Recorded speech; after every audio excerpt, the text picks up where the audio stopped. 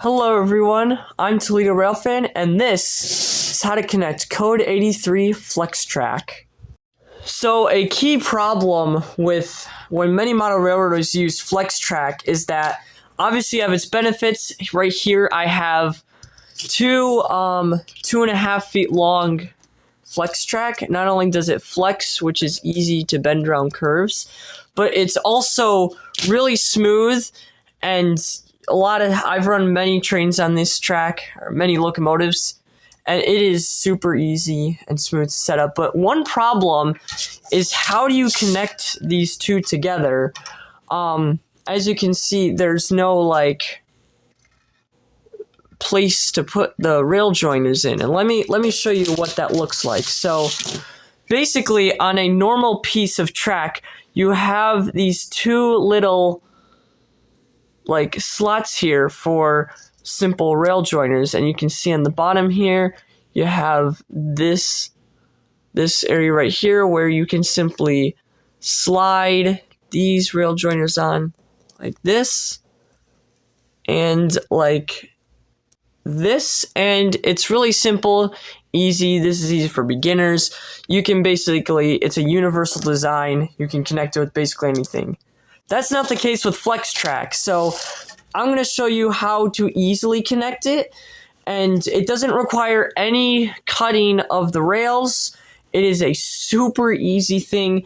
I've not seen any YouTubers do this, so this might be the first tutorial, at least for me, so let's get right into it. So the materials you'll need are two pieces of FlexTrack, obviously. You'll need some sort of rail joiners to connect the two. I'm just using these two I found lying around. And you will need this X-Acto knife.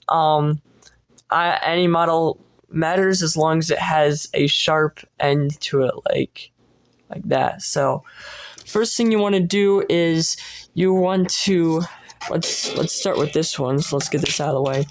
First thing you want to do is, let me zoom in here, is start these tiny little plastic, I don't know what they're called. These are things holding up the track. So what you want to do is kind of pick at it with the X-Acto knife. They're really easy to get off here. And then, yes, you do want to do it for this track too. Do it for both rails, because it really helps out in the end. So I'm going to turn this around here and then do the other side here. And it's really easy to pick off here.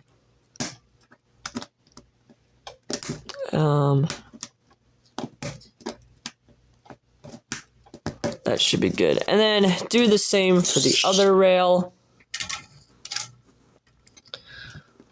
Here, let me do that. So this may be difficult, but I've had a bit of practice on this, and it should be that simple. Turn it around and do the same on the other side of the rail. And it's fine if some of the white plastic is showing, you could just paint over it, but I'm too lazy to do that. So anyways, now that you have it stripped down, you'll notice that the rails kind of bend upward a bit, but it's just enough to fit it's just enough to slip these underneath. I didn't do that. I forgot that one. I'm gonna have to do that real quick. Alright guys, I did the following step off camera here, but really what should happen is if you're tight enough, you can slide it in like this, and this goes in like that. Hold on, I gotta fix some stuff here.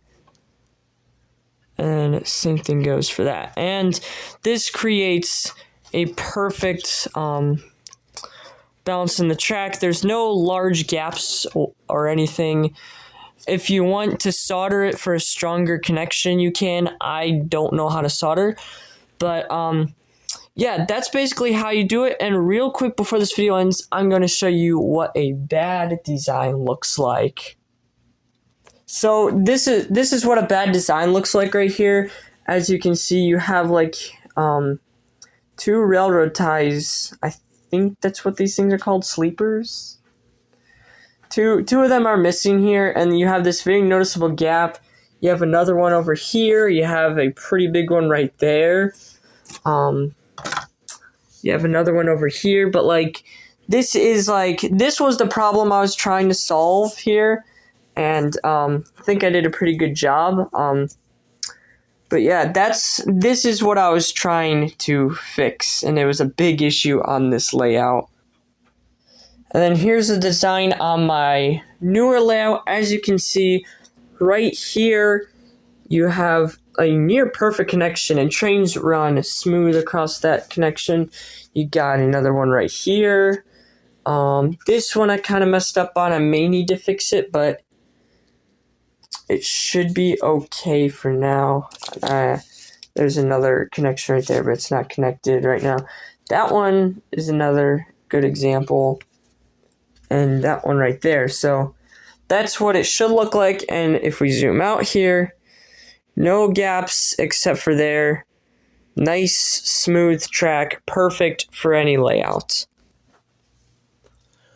Alright guys, that'll end the video for today. Thank you guys for watching. I hope you guys learned something new in this video, because I certainly had a fun time making this video. It's great to be back on YouTube uploading videos, so I hope you guys like this video. Hope you learned something new, and I will see you in the next video.